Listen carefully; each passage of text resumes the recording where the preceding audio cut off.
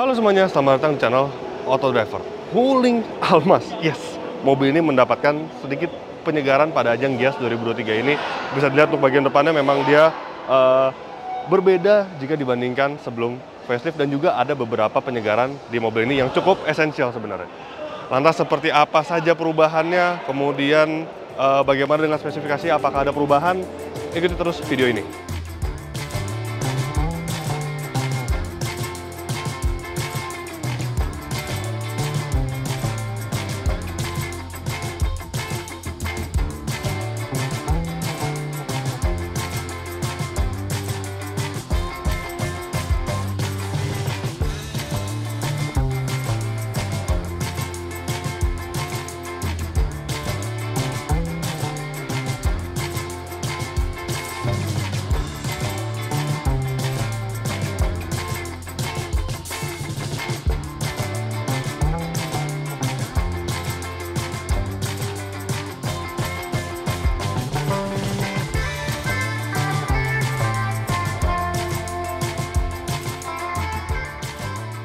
Ya, ini sebelah saya ini adalah varian Almas RS Hybrid. Jadi perubahannya itu tidak hanya di hybrid, dia juga mendapatkan perubahan di tipe RS Pro. Dan yang paling menarik adalah harga jualnya, karena dia tidak mengalami perubahan jika dibandingkan sebelum facelift. Untuk Almas RS Hybrid dijual dengan harga 472 juta rupiah on the road Jabodetabek. Sedangkan untuk RS Pro harga masih sangat menarik, yaitu di bawah 4 juta, lebih tepatnya 380,5 juta rupiah. Oke, sekarang kita akan bahas apa saja perubahannya yang ada di mobil ini. Nah, yang pertama, di bagian depannya bisa dilihat dia tampil lebih modern dan lebih apa ya, lebih tidak lancip-lancip gitu jika dibandingkan dengan sebelum facelift.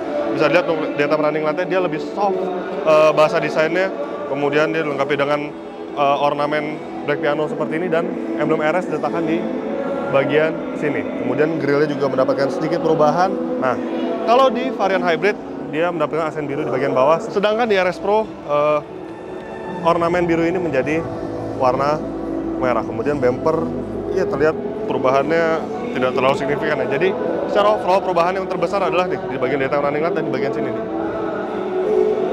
Desainnya tampak lebih kalem, tidak tajam-tajam dibandingkan sebelum facelift. Sekarang kita lihat bagian mesinnya.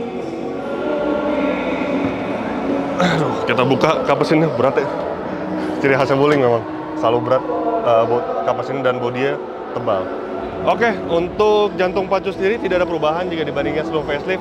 Untuk varian hybrid dia tetap dilengkapi dengan motor listrik dan juga mesin bensin yang keseluruhan tenaga itu mencapai 174 horsepower serta torsi 320 Nm. Memang Wuling tidak menyebutkan satu persatu spesifikasi tenaganya, jadi yaitu keseluruhan tenaganya. Kemudian untuk varian RS Turbo, dia ditenagai oleh mesin yang sama juga, 1500 cc 4 silinder turbo yang mampu menghasilkan tenaga 140 horsepower serta torsi 220 Nm, bertransmisi CVT dan mengalirkan seluruh tenaganya ke roda depan. Sekarang kita lihat bagian sampingnya. Nah, untuk bagian sampingnya ada sesuatu perubahan yang membuatnya makin proporsional, yaitu velgnya. Karena jika sebelum facelift, kalau Anda ingat, itu velgnya berdiameter yang 17, jadi agak kurang proporsional. Nah, di mobil ini velgnya berdiameter ring 18 dengan ban berukuran 215/55. Ya, desainnya juga mengalami perubahan, jadi terkesan lebih modern dan juga lebih proporsional untuk bagian sampingnya. Kemudian sisanya masih sama, ada kamera 360, di depan juga ada kameranya, dan dia juga dilengkapi dengan warna dual tone seperti ini.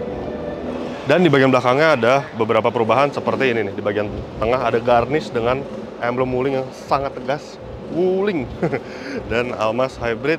Kemudian bumper juga ada sedikit revisi desain. Di sini terdapat reflektor yang menyambung, dan bumpernya memang kalau secara desain tidak terlalu signifikan perubahan, tapi ada reflektor. Nah, sekarang kita lihat bagasinya. Belum power back door juga.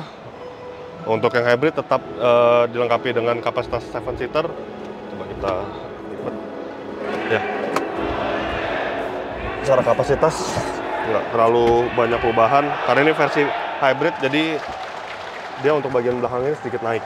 Kemudian ada double blower di sini yang bisa diatur untuk bangku baris ketiganya. Dia ada ventilasi AC-nya. Sekarang kita lihat bagian interiornya.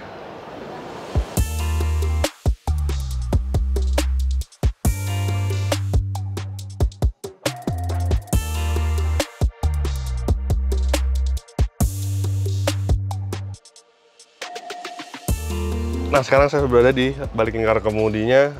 Bisa dilihat untuk tipe hybrid ini dia menggunakan bahan yang berbeda. Maksud saya warna interior berbeda. Kalau dia hybrid yang sebelum facelift itu bagian interior berwarna beige. Sedangkan di facelift ini menjadi warna hitam dengan paduan stitching berwarna biru yang menunjukkan bahwa mobil ini versi hybrid.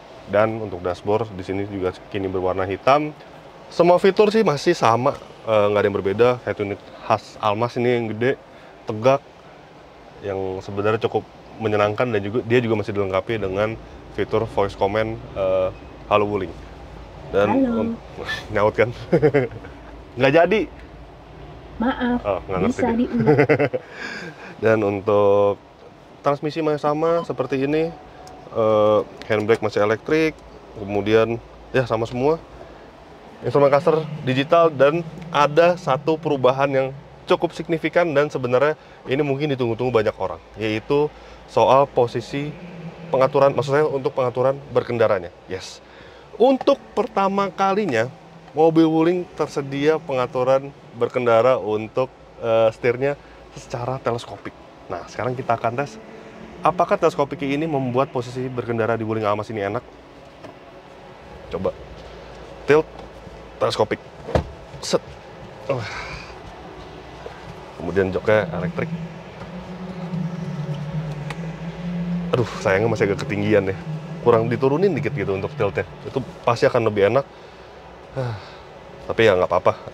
Secara overall ini posisi berkendaranya jauh lebih enak dibandingkan sebelum facelift, lebih fleksibel juga untuk berbagai postur tubuh manusia, karena memang Wuling Almas itu dari sejak pertama kali diluncurkan semuanya sudah lengkap sebenarnya. Mesinnya cukup bertenaga, kemudian fiturnya berlimpah, tapi ya satu, posisi berkendaranya itu kurang mengasihkan, dan itu terjadi sebenarnya di semua model Wuling, dan ini improvement yang cukup nice sebenarnya.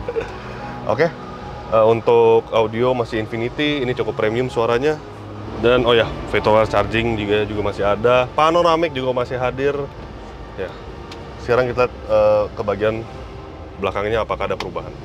Duduk di bangku belakang Wuling Almas itu memang cukup menyenangkan karena dia sangat fleksibel, ruangnya tuh sangat luas. Bisa dilihat legroom sangat memadai, kemudian headroom juga masih ada. Padahal dilengkapi dengan atap panoramik yang sangat besar ini dimensinya. Wow. Tapi memang perubahan di bagian belakang itu nggak ada rasanya ya, benar-benar sama dengan versi sebelum facelift ya. Hanya saja dia perubahan warna jok seperti saya sebutkan juga sebelumnya. Dan tampaknya untuk duduk di bangku baris kedua ini, kenapa material agak sedikit lebih keras dibandingkan di bagian depan.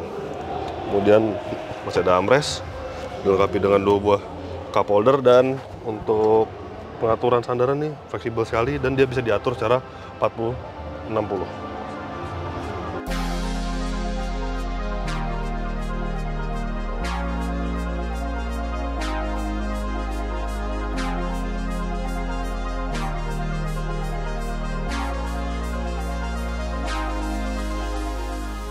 Oke, secara kesimpulan memang perubahan Wuling Almas ini tidak terlalu banyak jika dibandingkan sebelum versi penyegaran. Tetapi menurut kami, beberapa improvement pada mobil ini bersifat cukup penting, dan juga untuk posisi berkendara dia kini lebih baik. Memang tidak sebaik para rival-rival, tapi ya at least dia lebih baik dibandingkan sebelum facelift. Dan yang paling penting adalah harganya tidak berubah jika dibandingkan sebelum versi penyegaran. Jadi begitulah hasil video versi presentasi kami terhadap Wuling Almas Facelift 2023. Klik like jika Anda menyukai video ini, subscribe tidak belum, dan jangan lupa juga untuk isi kolom komentar di bawah. Main-main juga ke website kami di www.autodriver.com, dan jangan lupa juga untuk download aplikasi kami di Google Play Store. Terima kasih sudah menyaksikan video ini, dan sampai jumpa di video-video kami selanjutnya. Bye-bye.